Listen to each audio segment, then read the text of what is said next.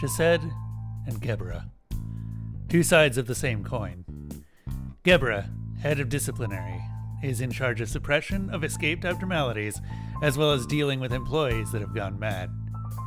Chesed is in charge of keeping those abnormalities weakened enough for Gebura to do her job, as well as keeping employees safe. Tifereth keeps the peace between them by mediating their clashing personalities. Chesed is meek and goes with the flow. He can work with anyone. Gebura is brash and reckless, unwilling to allow weaklings into her team out of fear of the casualties they'll cause.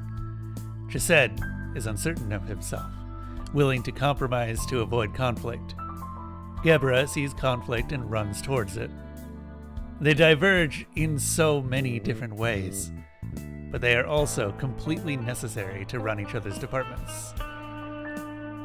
Chesed is ultimately a practice in fear and apathy.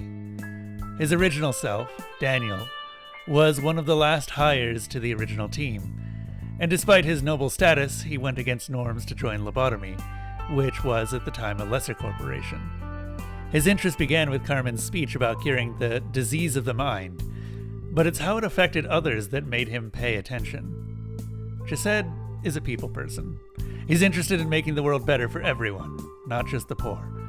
And that reflects in his position as the head of the welfare department. He plays well with his employees, with most of them even thanking him for the way he handles his department. He's also lying through his teeth. Chesed introduces another theme, that of social acceptance at the cost of exercising your own will.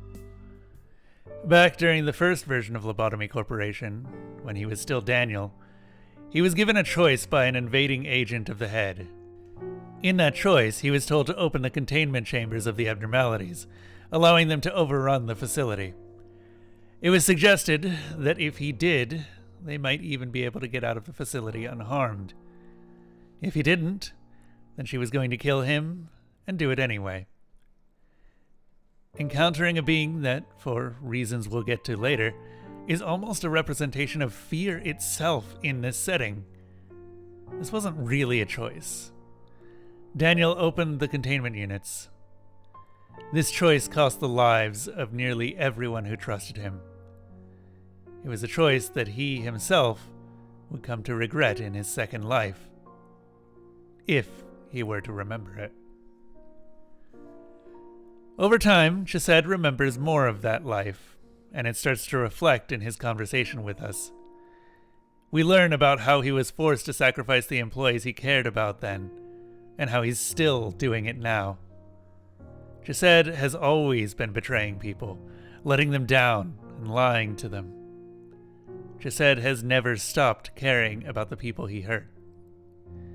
Chesed is a form of the masks we wear in polite society to avoid rocking the boat.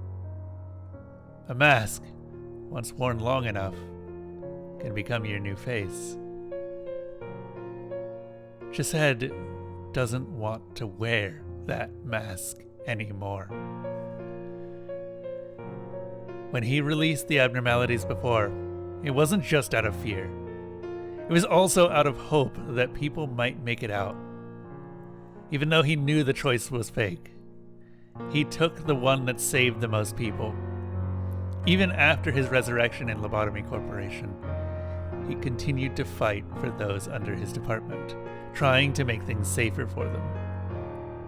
But the facility won't let that happen. It needs people to die to produce energy. And Chesed despises it. Intentionally watching and doing nothing as the abnormalities swarm the facility, it's almost like he never had a choice at all.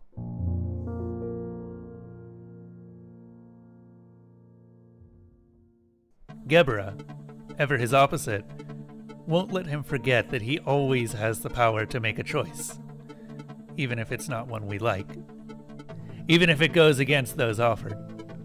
Gebura reminds him of how much of a coward he really is. Chesed has never exercised true choice. Even his choice to join Lobotomy Corporation was one that was orchestrated by Carmen. And now he's paying for that lack of willpower by watching the people he wanted to help die over and over again. He's done. Chesed's core suppression is his rebellion against a world where choice does not exist. But even in that, he fails, as the facility AI berates him for his pointless tantrum. He points out that he now understands, better than ever, that he was always making the wrong decisions. He was so set on avoiding upsetting others that he gave up his own free will.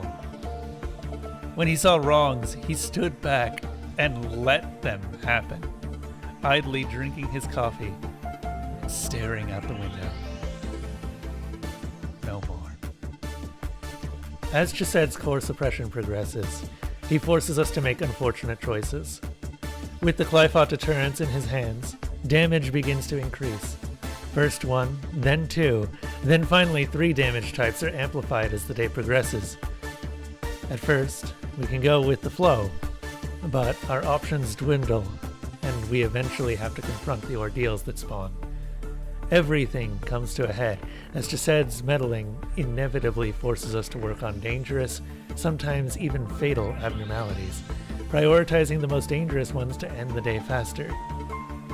And then face the consequences as they escape and roam the facility, reenacting the failures to protect those he cared for. Just like him, going against the flow hurts more than we can ever bear, and the restarts begin. But through sheer luck or better management, we do make it through.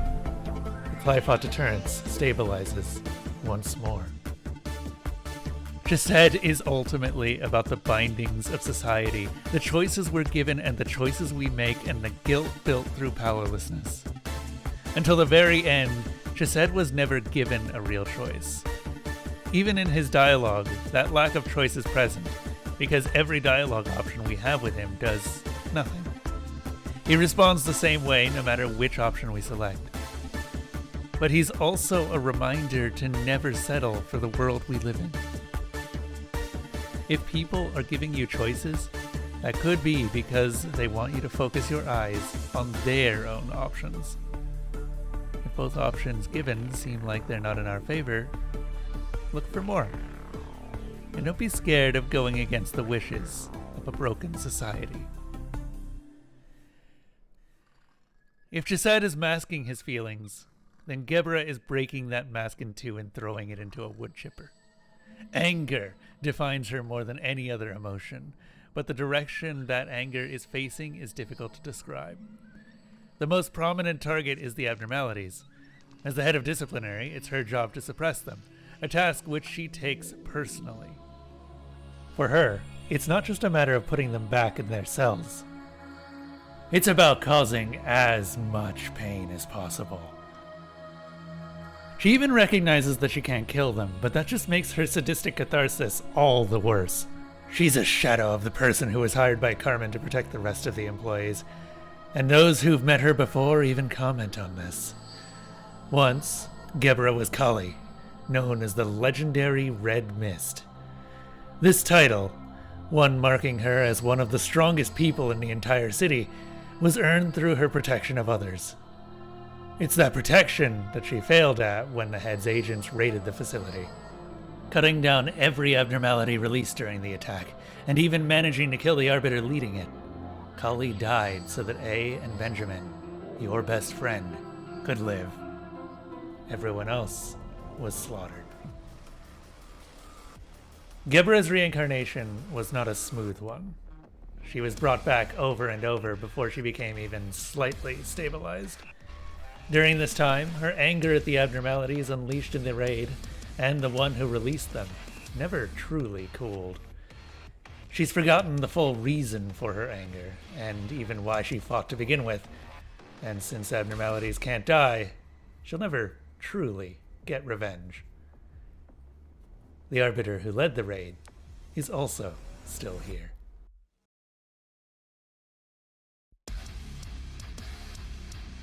Binah's presence in the facility is the last straw for Gebura.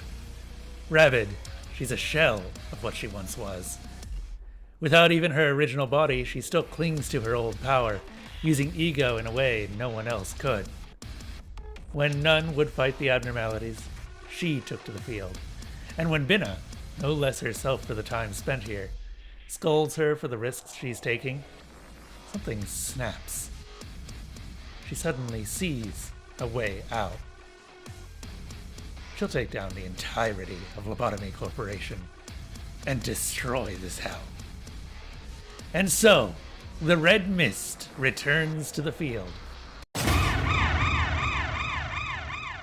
This is a monster of a fight, but it's one of the few true boss fights in the game. The day won't end until we win, and considering what the red mist used to represent, that means overcoming one of the strongest and best combatants in the entire city, as she pulls out ever stronger ego to assist her. But we do. And Gebura begins to remember why she joined Lobotomy Corporation in the first place. As the core suppression ends, she remembers more of herself. She remembers the red mist who acted as a grand protector for the weak when no one else would.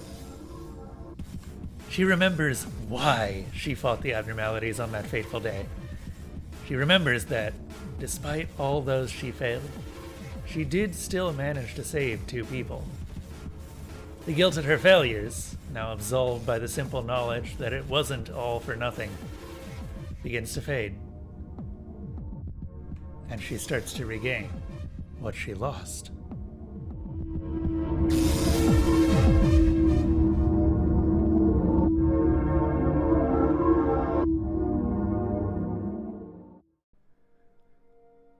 The middle layer, Briah, is a lot of things. Where Asaya was about what we'd need to survive at Lobotomy Corporation and the individual parts of ourselves, Briah is about how we interact with others. The story centers around the raid on Lobotomy Corporation's original lab and the tragedies that happened there. Chesed and Gebura, ever opposites, nonetheless complement each other. Chesed represents the need to work with others, but does so at the cost of his own free will. Gebura, on the other hand, represents the opposing need to enact change or stand against injustices. However, given that her primary tool is force, this ends up being used against her when she loses a true target for that force. Giving into her emotions, she risks everything for catharsis. Chesed instead acts in rebellion towards his own apathy, looking to feel any emotion at all for the crimes he's committing. It's no mistake that Chesed's and Gebura's core suppressions almost seem to be happening at the same time. Between the two of them, Tifreth mediates and looks for a reason behind it all, connecting the past and the future, and allowing both of her counterparts to move forward. It's time for us to move forward as well.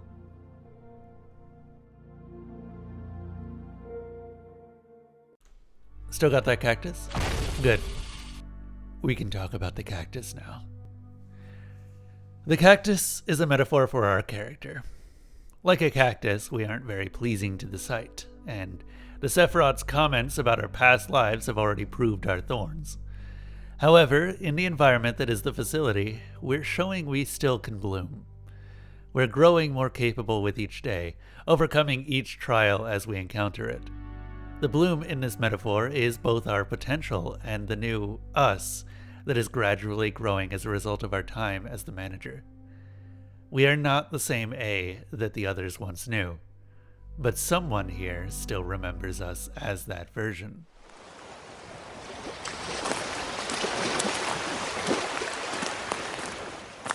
Welcome, A. I missed you dearly. I've been waiting for you ever since the very first day I started working here.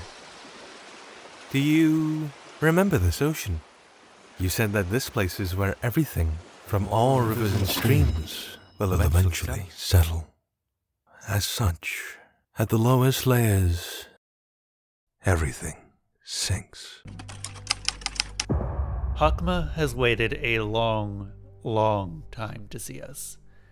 His identity is no secret. He is the same Benjamin that Gebura managed to save during the raid, and your lifelong friend.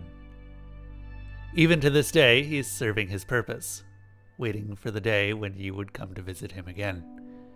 To him, you will always be the same A that he followed, even after your memories were stripped from you. He's content with the role he now provides as the Sephira of Records. Here, his regret holds no meaning. Mistakes hold no meaning. Death holds no meaning. Time holds no meaning. Time is like a scythe. It relentlessly attempts to trim, divide, and cleave in twain the clasped together hands of those you love. Hokma explains a lot about how the game works. Our ability to rewind to the beginning of the week and reset days, that's a canonical function of the records department. Even the creation and resurrection of employees as a result of this is a part of records. Every employee that can be recruited and trained is part of his job. Even the complete reset to day one while keeping your progress is part of his role. He's been helping you from the beginning, and you didn't even know it. In his own words, you know nothing. Over time, his words become more condescending. As the days pass and we continue to complete his missions, he starts to recognize how determined we are to progress. Each of his missions force us to acquire employees with ever higher stat totals, displaying a true strength that can't be faked. Hokma's fear of change manifests, and when we refuse to stop, he flatly denies us passage. For him, A was always a chick that needed to be babied. We were never able to conquer our regrets, let alone his own. But if you still wish to break this egg at all costs, I shall become its sentinel, and I will reap you. Welcome to the first of the I core suppressions. Pausing now kills or panics employees. Time cannot be sped up or slowed down, and as the exceptionally long day progresses, we lose our ability to control the pace of work. After defeating one of the most powerful ordeals in the game without any ability to pause, Hokma finally, grudgingly, acknowledges that we really haven't changed. Even to this day, our determination outstrips his own, and he stands behind us as our friend and shadow once more. Hokma is a lot of things. His role as an Eye of LobCorp sets him up as one half of our motto, namely, build the future. For him, the past is just as important as the future, and it's only by remembering it that we can face the future without fear. His happy memories of A were the only thing he had left to cling to. But at last he admits that he was just as scared of the future as A was. It's why he never completely removed our ability to stop time, but merely gave it a steep cost. He wanted us to consider every moment, and give meaning to the ones we lost. As he says in the very first conversation we have with him, time is like a scythe. It relentlessly attempts to trim, divide, and cleave in twain the clasped together hands of those you love. He represents the tyranny of time, inevitability of regrets, and the strength that we gain from moving on by building upon those regrets. Hokma truly is our greatest of shadows, as time is always with you, no matter how much you push it away. But he's not the only constant, and there are two halves of the LobCorp motto. Binah isn't the name of a person. I shall witness for your it shall be secret. sealed. I no no longer longer have have anything anything left. Hokma balls. Binah is what's left of Geryon, the arbiter of the head that was sent to wipe out the original LobCorp lab. She met her end in that raid thanks to the efforts of Kali, and has been interred and reanimated in the facility as the Sephira of Extractions. She's an odd duck. To put it very simply, she's fucking with you. Nearly everything she speaks about is hidden under layers of metaphor. Part of this is because that's just how Geryon was. Another part is that her brain isn't what it used to be, having been probed by the surviving pair to achieve the status of wing within the city. We'll get to what that means in a bit, but the important part is that Binah's existence is pain, and it's hard to say for certain how much she even feels it. Binah's interactions are similar to that of a well-informed internet troll. As the Sephira of extraction, she is very familiar with the source of abnormalities, the bucket. Dear God. There's more. No. She takes great pleasure in revealing this source to A, along with what we had to do to achieve it. When we first talked to her, very little of this makes sense, and she has no real interest in explaining it further. This one metaphor is known for causing immense confusion even among the well-informed in the fanbase, and I am not going to clear that up here. Skip to this timestamp for an actual explanation. To understand Binah, we also need to understand the shadow with a capital S. I talked about this a little earlier, but Jung's shadow is the gap in our consciousness that hides what we are capable of, but fear to act on. We hide it from ourselves because acknowledging it can potentially lead to a complete breakdown in the human ego. That's ego with a little e. Binah is a person who's confronted her shadow and accepted it, an act known as assimilation. Not only that, she has done this not once, not twice, but thousands of times. Once as Geryon, and then repeatedly as the Sephiroth of extraction. As part of the extraction process, she stares into the depths of the collective human unconscious, selecting archetypes she sees there. Since she's not capable of, or in her words, allowed, mental breakdown, this has left her in a state where she's able to accept everything about humanity, good and bad, and benefit from it. This leads her to some interesting conclusions about the city that these games take place in. Binah is seen by many as a monster, taking pleasure only in suffering and death. While this absolutely was true originally, her time at LobCorp has pushed her far past that. Now, most of her remaining humanity has been sacrificed to the extraction process, making her perfectly capable of ignoring petty things like morality and social acceptance. When A comes to her, she reveals, briefly, what it truly means to change the world. While her words may sometimes seem hostile, they're born from a resentment and boredom that comes only from someone who's seen everything. She recognizes his determination, but unlike Hokma, doesn't believe mere determination is enough. For Binah, the cycle of pain that led to her raid is as unbreakable as she is. She is a creature shaped by the city that she came from and the actions of A's past life. She is both fear and the city, all in one person. She is what we need to overcome to progress, and given all she's seen during her time here, she doesn't think we're enough to overcome it.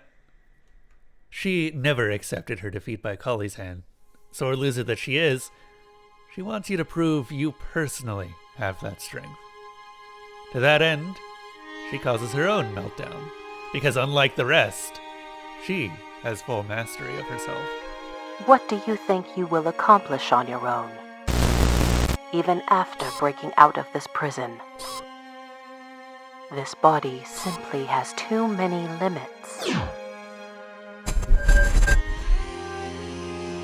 Do you truly believe that your duty completes itself just for shedding tears at the funeral of the innocent?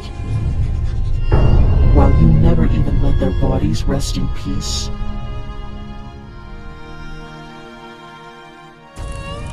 Rise. Collapse. Resonate. Now, can you stop me on your own 2 feet?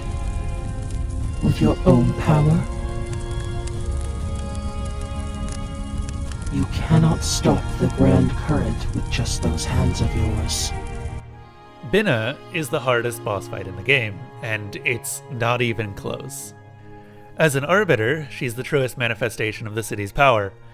As Sephira of extraction, she's twice over the shadow of the human mind. Her control over chaos and destruction is second to none, and it shows. Until its rest, she remains nearly indestructible, capable of releasing the bottled up thoughts and emotions at a whim. Even those who aren't in the same room as her will feel those thoughts as she lashes out at random people every time she changes phase. At the end, she refuses to back down, preventing you from even pausing to control the chaos she unleashes as she charges up an attack that will breach the entire facility at once. If anything even survives it. Taking down Binah requires a perfect storm of management of both the abnormalities and the team attacking her. Forget them for even a second, and she will eviscerate everyone sent at her. But, through numerous tries, we will beat her. We simply have no other choice. Or you could just use the rabbits, I guess.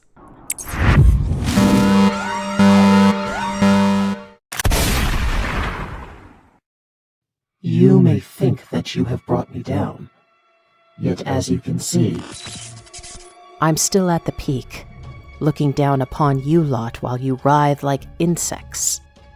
I eagerly wait for the moment you fall into despair after realizing that this cycle of pain will never end.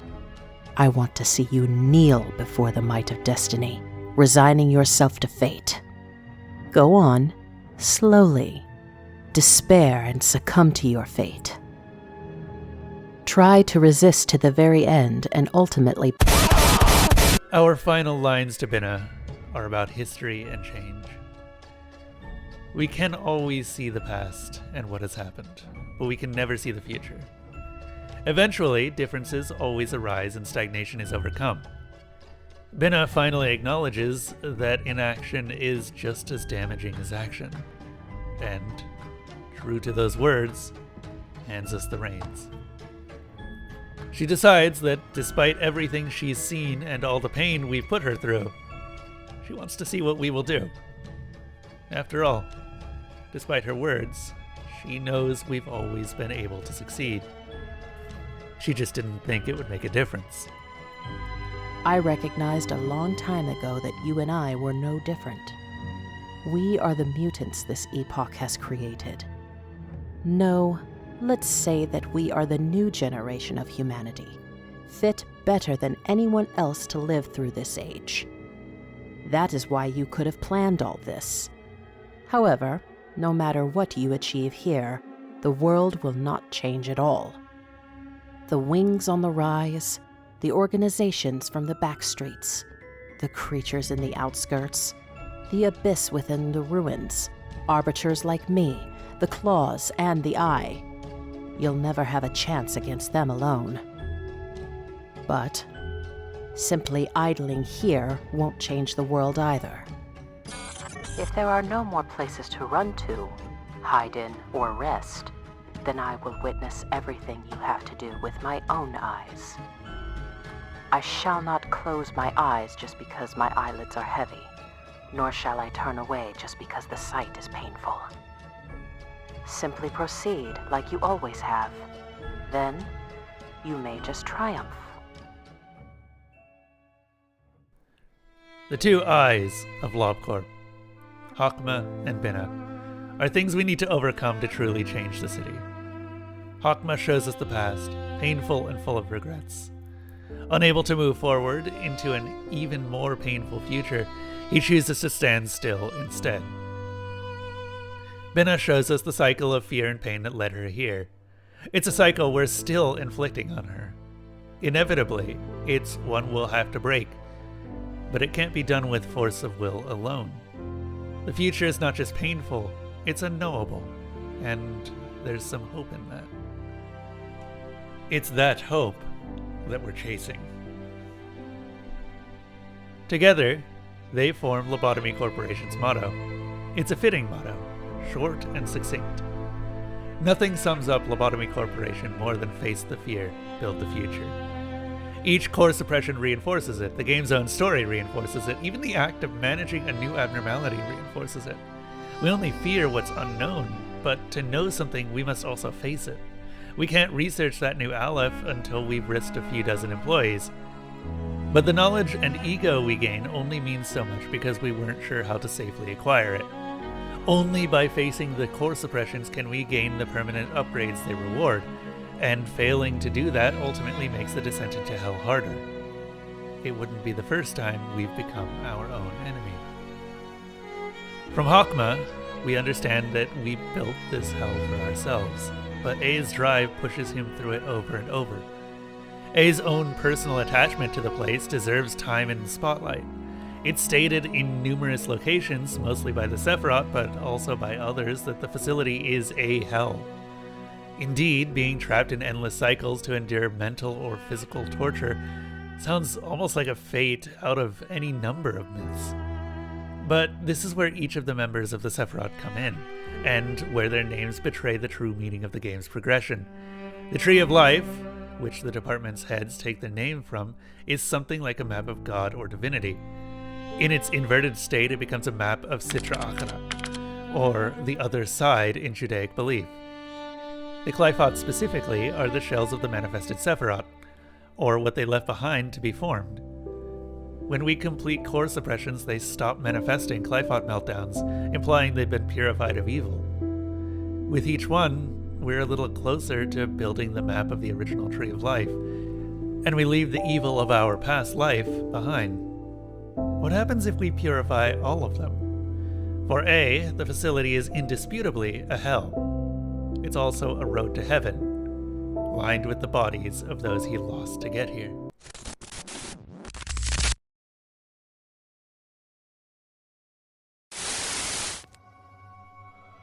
The journey through Lobotomy Corporation will never be a smooth one. From start to finish, it was built by our past actions. The ones we faced were not randomly chosen. Together, they all formed A's past. And in confronting each one of them, we gained more context for why we're here in the first place. From the moment we met Tiferet in Central, it started to become clear that all of this is built for a reason. The Seed of Light progress that increases after each core suppression is confirmation of this. And now, with our past known and accepted, we step into the last layer, the Department of Architecture, expecting to see the final Sephiroth, only to see a mirror of ourselves. A mirror split into 3 fragments. This isn't the first time we've been here.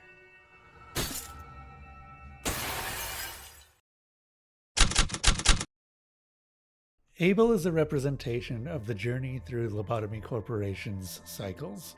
He explains that the shape of the facility is based on our memories, though of what, he doesn't elaborate. Through numerous cycles, exploitation of the infinite energy offered by Lobotomy Corporation, combined with the normally small-scale time manipulation technology, the facility has grown over and over, solidifying into the shape we've seen now. For those outside the facility, it's only been 10 years. For everyone else, it's been 10,000. He warns us that he and the other shards are the final trial that we must overcome. He invites us to turn back if we feel we are not prepared. He says he and the other shards will be brutal. He's not exaggerating. KETER are all the versions of A that failed to pass the final trials. Abel in particular failed because he found he could never make a change on the facility. He reached architecture and remained aimless. He didn't dare to approach the emotions in his heart, fearing their bite would lead to depression and cause him to crumble under the weight of what he'd done to get here. He realized there was no way he could ever be forgiven for what he'd done to those who he'd once considered colleagues and friends. And at the end of it all, he found there was nothing to continue on for. So he dwells here, greeting himself each time he returns. But we are not that A. Through our time in Asaya, we are confronted by all of these doubts. From Malkuth, we found the importance of standing on our own 2 feet. What plans could be executed if we didn't have a solid footing? From Yesod, we learned the value of discretion and despair. We do not suppress our emotions and voice our concerns when something has gone wrong. We cannot hide ourselves away to rot and fester. From Hod, we aimed our eyes forward to the future. We may have committed unspeakable crimes, creating a hell to trap even ourselves, but as long as we live, we can keep trying to make amends. Finally, from NewtC, we gained the most valuable piece of all. In a world where everything sucks and there's no way out, he chose to keep on living. Spite proves to be a powerful motivator, and given NewtC's biting words, it's entirely in character for him to push us to do what even he, the most wretched one here, managed, and take another step. When he sees what we've accomplished, Abel has no further reason to halt us. He finally allows us through the door to the final trials. This is it. This is where Lobotomy Corporation really starts to get serious. Every day up until now has been child's play compared to what is coming for us. I think it's time to talk about her.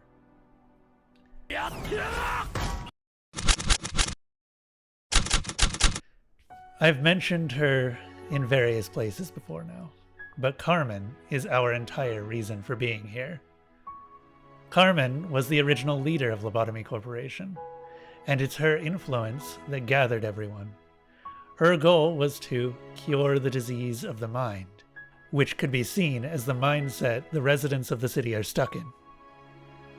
This disease breeds apathy and lack of free will, along with a general cruelty and selfishness that pushes away any long-term goals. Carmen wanted to find a way out of this, and it's to this end that she and A founded Lobotomy Corporation. Her exact method was based around the Dark Forest archetype. The Seed of Light is intended to give the members of the city the ability to wield their psyche freely. This power comes at a severe cost, though, as it fundamentally changes your form, allowing your mind to alter it. We already know from the core suppressions how the original Lobotomy Corporation lab met its end. However, before that happened, a failed experiment resulted in the death of Enoch, Tifereth's adopted brother. Carmen, emotionally destroyed by Lisa's, soon to be Tifereth's, words, the death of Enoch, and the lack of progress on the project, later committed suicide in a bathtub. She was found in time to preserve her body, but not her life. NewtC would later accept an injection of his own, with the promise that it might help save Carmen's life, a lie told by Ayan to further Carmen's own goals. This, predictably, failed. She was already dead. But before the repercussions of that could become obvious, Hod betrayed the group to the head of the city, who sent the Arbiter Geryon, now Binah, and her claws, a kind of government super soldier, to kill everyone involved. As we know, Kali and Geryon killed each other, but Kali's sacrifice saved A and Benjamin, now Hokma. This is where things start to get murky. A and Carmen shared a mentor-student relationship that went beyond average. Such was their bond, and the inspiration created by Carmen's desire to accomplish their goal, that she asked him to carry on her wish even after her death. To do this, he and Benjamin performed horrible experiments on her body, turning her into the bucket that Binah talked about.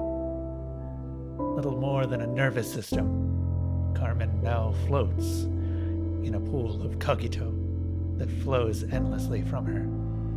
A disemboweled angel, bringing hope for the future. Lobotomy Corporation now had a constant supply of refined cogito. They could now create an infinite amount of abnormalities, or extract ego an infinite amount of times. They could produce infinite energy. A now had their next step towards Carmen's dream. but it cost him his friends, his mentor, and his only love. This is all for Carmen.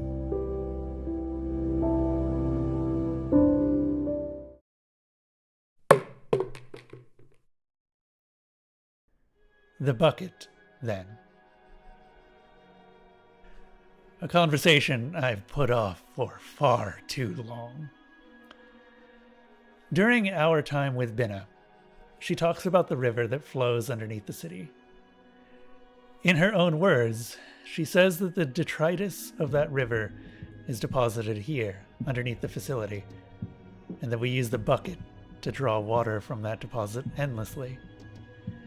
This terminology is intentionally confusing, but let me clear this up. It's young time again, baby, because even if his name is never mentioned, he's all over this game. This time, what Binah refers to as the river is what Jung calls the collective human unconscious. Simply put, humans think alike because we grow up in similar environments. And the larger that collective environment is, the more we think alike. In the age of the internet, this becomes increasingly apparent as algorithms repeatedly predict your interest shifts, even though you've not even searched for them yet. However, while Jung has plenty of evidence for this hypothesis, his biggest contribution to psychology is the concept of archetypes. I mentioned these, Jesus Christ, that many minutes ago, but that's what abnormalities are built on. When cogito is applied to humans in the extraction process, Binah gets small glimpses of what kind of archetype is being pulled up. This is what she calls drawing water. As for the well, that's the individual person's ability to manifest these archetypes in the form of either egos or abnormalities. For Carmen's goals to succeed, everyone needs their own personal well, and will be able to access and manifest their psyche given a stable enough mental state. No need for cogito anymore. Only light. But we're not quite there yet. That's where the seed of light comes in. The second shard is about Carmen and the bucket. What A did to his mentor, his inspiration, possibly even his beloved, is more than anyone could ever handle. When A took Carmen's remains and turned her into the bucket, it broke him on a fundamental level. Every cycle through the Lobotomy Corporation's gauntlet is just a reminder to him of how much he sacrificed and the sins that can never be redeemed. His determination begins to waver, and he becomes lost in depression and self-pity. This shard, Abram, is an undermining of the sin-eater archetype. He reminds us that, regardless of the end goal, we need to remember that the atrocities we commit are still atrocities, no matter how numb we grow to them. He's watched the countless cycles from down here. Hell, he's committed many of them himself. In that time, he's forgotten why he made those sacrifices. Tifereth did not, though. In the end, she chose to look past the sacrifice itself and see what it enabled. She chose to believe that her brother's eternal deaths still had a meaning to them. She chose to place her faith in whatever plan we as the manager were trying to enact, because it was how we could honor those who had chosen to make that sacrifice in the first place. And now it's up to us to make those sacrifices count. But hope is not enough on its own. Action is required to make true change. Gebura, even in her time as a Sephira, came to realize this and embody that concept. Force without cause is violence, but a force with a cause is justice. And it's this justice that she became a symbol of. Even in her position as a denizen of the backstreet, she never claimed to be a good person. Quite the opposite. But you don't need to be a good person to find the courage to protect others. Now it's up to us to protect Carmen's dream. Ultimately, we can't do this alone. It's too big and we're too small. Regardless of how good a manager we are, it's impossible to accomplish that goal. But we aren't alone, and our presence here is proof of that. Even before Carmen's death, we were surrounded by others who trusted our judgment, including Carmen herself. Chesed chose to trust our judgment, despite his own betrayals. Trust transcends reason, and can enable us to act out of character. It's up to us to maintain that trust, and accomplish what we set out to do. Again, we've passed the trials before we've even begun. The final door is opened, and we pass through. And we meet.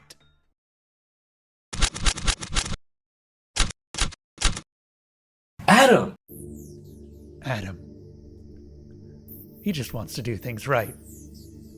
He's going to turn all of humanity into abnormalities. This is hard to explain. Remember the dark forest I mentioned? The place where we hide all the things we don't want to see? Well, in Jungian psychology, there are two of those. A personal one, and one for the collective unconscious. Abnormalities are what we get when we pull archetypes from that collective unconscious. Adam sees those as the purest form of humanity, the truest self that we can express. He's not entirely wrong either. The problem with that is that doing that completely deletes the original person's sense of self. Impatient and bored of waiting for us to reach the end, is willing to light up the entirety of humanity's collective unconscious at once to achieve Carmen's goal. It would devastate all of humanity, forcing them to confront the ugly shadow they've hidden away all at once. Whether or not Carmen actually wanted this outcome is irrelevant. It's accurate to say that this is one interpretation of her plan, and we simply don't know enough about Carmen's original goal to say if he's right or wrong. But it will definitely end the suffering. There's a lot of suffering still to go. The eyes of Lobotomy Corporation, Binah and Hokma, are here again. I always found this to be the perfect way to end Lobotomy Corporation, with the very worst day last. Not only is Binah back at full force, she's backed up by Hokma's ability to punish pauses, and you now have a full facility of Alephs. The suffering Adam inflicts on you is almost impossible, and yet you must overcome it. There has to be another way.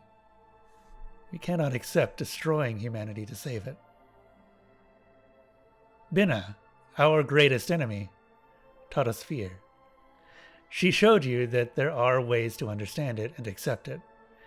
She saw what A is capable of through his torture of her. She showed that by becoming what we fear, we can understand how to break the cycles of cruelty that civilization places us under. She showed us that if it meant success, we can do absolutely anything. We just need to accept that capability and stop hiding from it.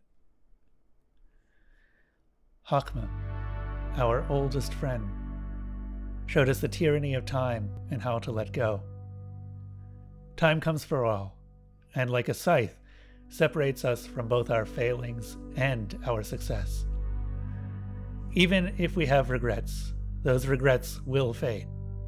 We must not cling to them, but we also cannot forget them. We are built on the actions of our past, and on those stairs, we take our steps ever onward. We cannot stop now. And finally, after what felt like thousands of days, there is just one remaining. The suffering, at last, falls away. One day remains, and the facility, now complete with the De'at Sephirah, stands ready. It's time to manage the abnormalities. One last time. Right? It's time to talk about the cactus.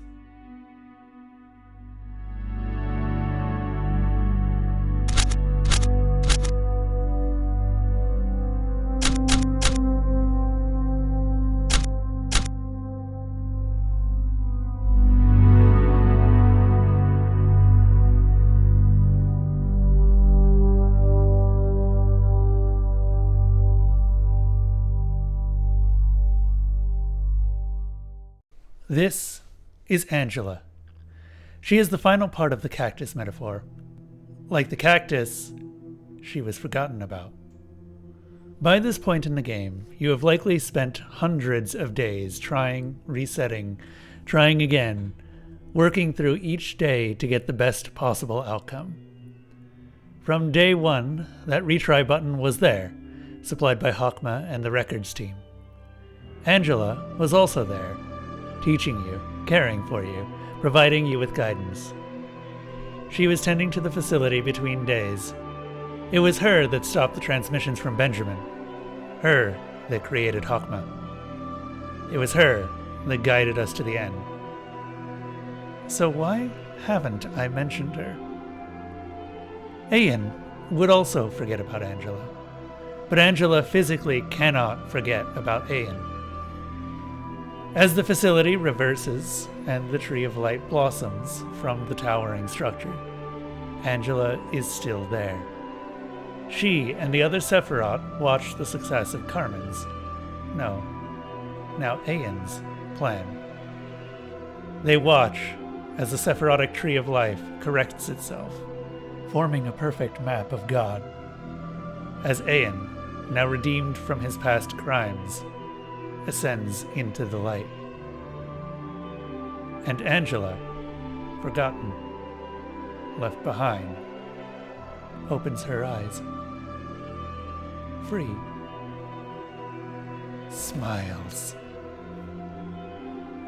After 3 days, the tree vanishes, plunging the city into a darkness they had never known. I think I'd like to continue living. Angela is the reason why I love this series. She is the core of Lobotomy Corporation in so many ways, and that's even more true in the next game, Library of Ruina. She has been the cause of each of the Sephiroth's meltdowns. She has been running the facility's core functions. She's the reason why we are capable of doing most of the work we do. She's why we managed to reach the end of the game at all.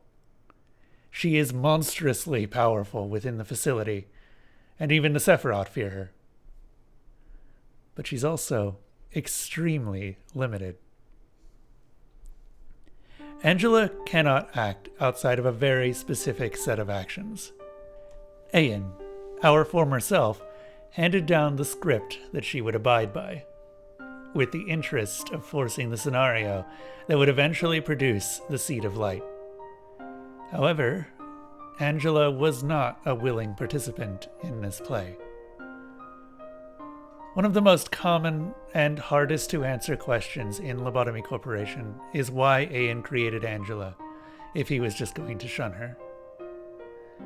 Here, we have a good example of just why the characters of Project Moon are so deep. Ayan's reasons for the creation of Angela are numerous, and his reasons for hating her are similarly numerous. At the beginning, his only reason for her creation was because he knew that he needed an overseer for the Seed of Light project that exceeded human abilities. He couldn't do it, so he made something that could. Still grieving from Carmen's death and the loss of his friends during the raid on the original lab, Ayan's mind couldn't stop thinking of Carmen. When the question of who the new AI should be based on came up, he immediately chose Carmen's still dying brain. Whether he did this out of logic or sentimentality, it's difficult to say. Maybe he felt he was bringing her back, giving her the opportunity to oversee her dream. Maybe he wanted to make amends for what he'd done to her body to produce the bucket. Maybe he wanted someone who he knew would watch over him fondly. Maybe he was simply confused and broken. Whatever his reasoning, when she woke, he realized his mistake.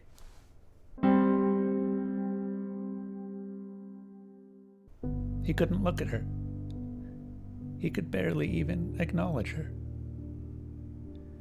A machine must behave as a machine. Those were the only words he would say to her. Ayan, conditioned by a society that hated things that looked human but were not, found that he could not overcome the differences between Angela and Carmen. In the end, she became nothing but a reminder of all of his sins, and she would stay that way until he removed each and every memory and began the cycle. Benjamin held no such grudge against Angela. He befriended her, marking her only friend in this life, even as her creator shunned her. And yet, when he realized how far Ayan was willing to go, the hell that he would place himself in to realize Carmen's ideals, he finally snapped, unwilling to see the ruination that Ayan would bring upon himself. Ayan lost his shadow that day. And then he came back, and Angela, compelled by the script he had handed to her, killed her only friend. Hokma was created from his still warm corpse. The Seed of Light scenario integrated its final part. Angela has never had free will, despite her immense power in the facility. She has seen our various playthroughs, the cycles, thousands, maybe even millions of times. My playthrough lasted only 5 cycles, but to Angela, it all seems so pointless. Every time we get close, we encounter one of the shards of KETER, and they always break us. She remembers every cycle perfectly, and it's a library of failures. After all, she doesn't have the luxury of forgetting. It's how Ayan made her. The only luxury she has is to close her eyes. There are numerous references to Angela's lack of free will, but also to her free use of those tiny moments when she does have meaningless choices. Those stuck in a cycle always say the same lines each time you talk to them. Angela, however, does not. It's subtle, but there are numerous days where her lines differ. Some of these lines are direct references to things Carmen has said, but in a wildly different context. Some of them are hints at numerous times we perform the same actions over and over again. Some of them are veiled jabs at the manager or the Sephiroth. All of them have some additional meaning, should you choose to seek it out. It's something we would only notice if we ran the cycles a lot, just like her. It's something I only noticed when I was writing this script. She's only had these optional lines when we don't have anything to say ourselves. Angela does not like cacti. Unlike a rose, which might be beautiful given enough time, a cacti's thorns do not hide anything of value. Theoretically, it could bloom if given the right environment. But this place doesn't even have sunlight. Angela will never bloom, at least not as long as she's planted here, in barren soil. Angela has been forced to play the villain for centuries now. For those on the outside, 10 years.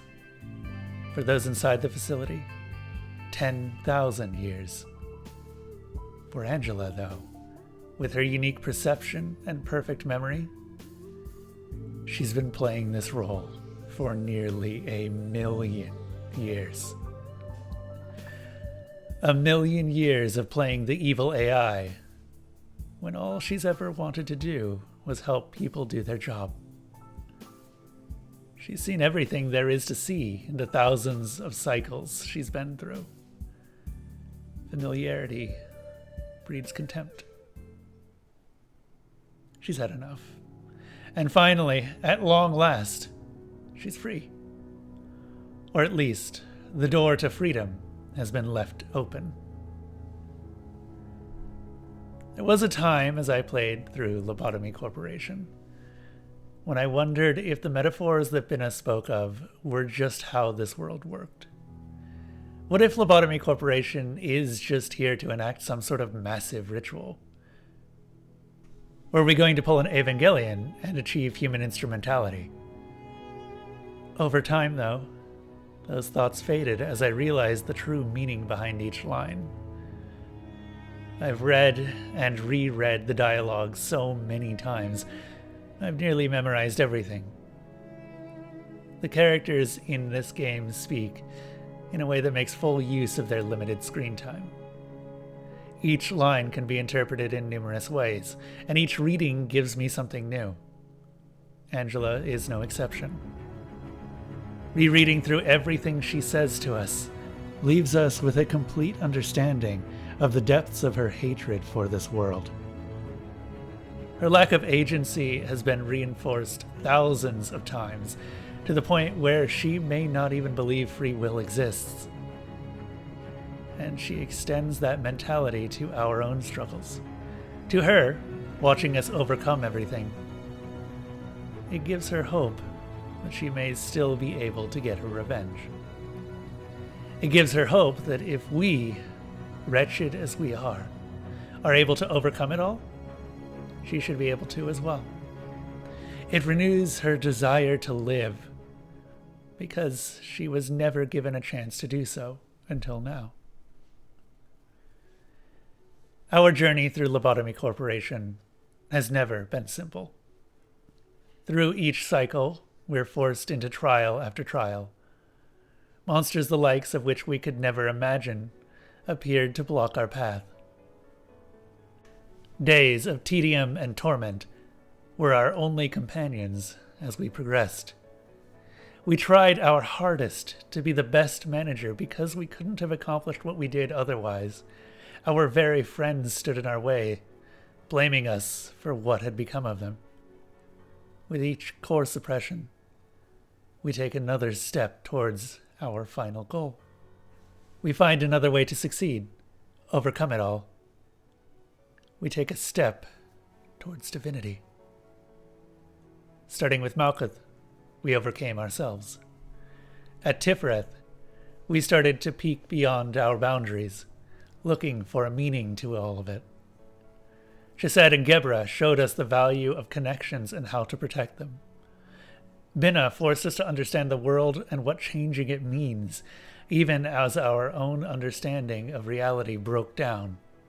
Hokma made us acknowledge that the future is built on the past, even as wisdom itself ceased to have meaning in an endlessly repeating world. We have overcome so much. Through all of it, we thought Angela was nothing more than a simple helper. She hid her emotions, bandaging the wounds that we had inflicted upon ourselves. And right at the end, Angela stands there, forgotten by us, smiling as she rips those bandages off us in a raw, bloody mess. This ending has to happen. All of the pain of Lobotomy Corporation drives it home in a way no other game could. This is one of the only times when I actually think that creating a painful and exhaustive gameplay loop is important, because we are literally dragging ourselves through hell. Through each restart, through each abnormality breach, through each employee death, through each memory repo, we are reminded of how easy it is to die here. Every time we slogged through a 40-minute day to train employees only to have one die at the end, it builds up. It's only by overcoming these monstrous challenges and the soul-crushing tedium that the final day means so much. It makes each step forward all the sweeter. We finally unleash that gigantic pillar of light in a wave of catharsis never seen before. And then Angela takes the result away for reasons we cannot understand. It's beautiful. I hated Angela when I first completed Lobotomy Corporation. I despised her with an intensity I find terrifying. I even have "fuck this bitch" written as my first note on her for the next game. By the end of Library of Ruina, I had crossed it out. Revenge is not something people undertake lightly. They always have their reasons. I think it's time to find out why.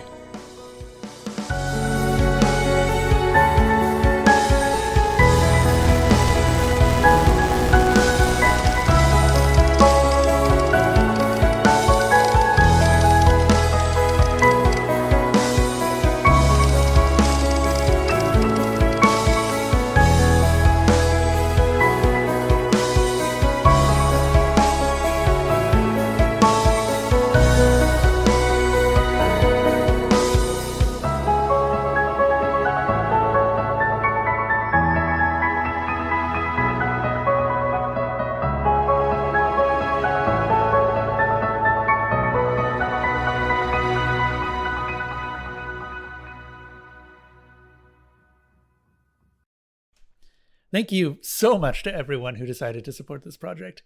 This is something I've been working on for well over a year at this point, and it's liberating to see it finally released. I'm free! I'm free! I'm free! Oh! Dang it! As you've probably guessed, this was actually intended to be one video from the start. There was a point where I wasn't sure if we'd get this out before the end of the year, but the extra funding from YouTube memberships made a huge difference. There's going to be a gap between this and Ruina, but I do plan to get to that game too. It's already done, but writing on it, that's another beast. In the meantime, I hope you all enjoy the smaller series I've been working on to fill the gap. Hopefully, that one won't take 4 months to produce. And a big thanks especially to NBFF, Loved Patch, and Techni for supporting at the Campgrounds Guardian tier.